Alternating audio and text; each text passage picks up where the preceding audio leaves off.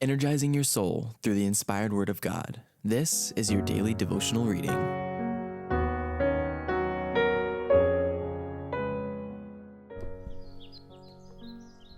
Our Daily Bread, September 20th. The followers of Christ are to labor as he did. Sowing in the morning, sowing seeds of kindness, sowing in the noontide and the dewy eve, waiting for the harvest and the time of reaping, we shall come rejoicing, bringing in the sheaves, bringing in the sheaves, bringing in the sheaves. We shall come rejoicing, bringing in the sheaves, bringing in the sheaves, bringing in the sheaves. We shall come rejoicing, bringing in the sheaves. The followers of Christ are to labor as he did. But go rather to the lost sheep of the house of Israel. And as ye go, preach, saying, The kingdom of heaven is at hand. Heal the sick, cleanse the lepers, raise the dead, cast out devils. Freely ye have received, freely give. Matthew chapter 10, verses 6 through 8. The disciples' message was the same as that of John the Baptist and of Christ himself. The kingdom of heaven is at hand. They were to enter into no controversy with the people as to whether Jesus of Nazareth was the Messiah, but in his name they were to do the same work of mercy as he had done. He bade them heal the sick, cleanse the lepers, raise the dead, cast out devils. Freely ye have received, freely give. During his ministry, Jesus devoted more time to healing the sick than to preaching.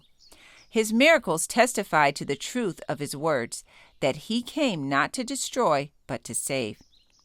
His righteousness went before him, and the glory of the Lord was his rearward. Wherever he went, the tidings of his mercy preceded him. Where he had passed, the objects of his compassion were rejoicing in health and making trial of their newfound powers. Crowds were collecting around them to hear from their lips the works that the Lord had wrought.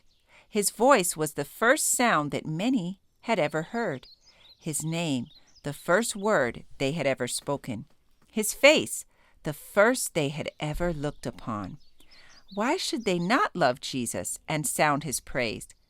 As he passed through the towns and cities, he was like a vital current, diffusing life and joy wherever he went. The followers of Christ are to labor as he did. We are to feed the hungry, clothe the naked, and comfort the suffering and afflicted. We are to minister to the despairing and inspire hope in the hopeless. And to us also the promise will be fulfilled. Thy righteousness shall go before thee. The glory of the Lord shall be thy rearward. Isaiah chapter 58, verse 8. The love of Christ, manifested in unselfish ministry, will be more effective in reforming the evildoer than will the sword or the court of justice.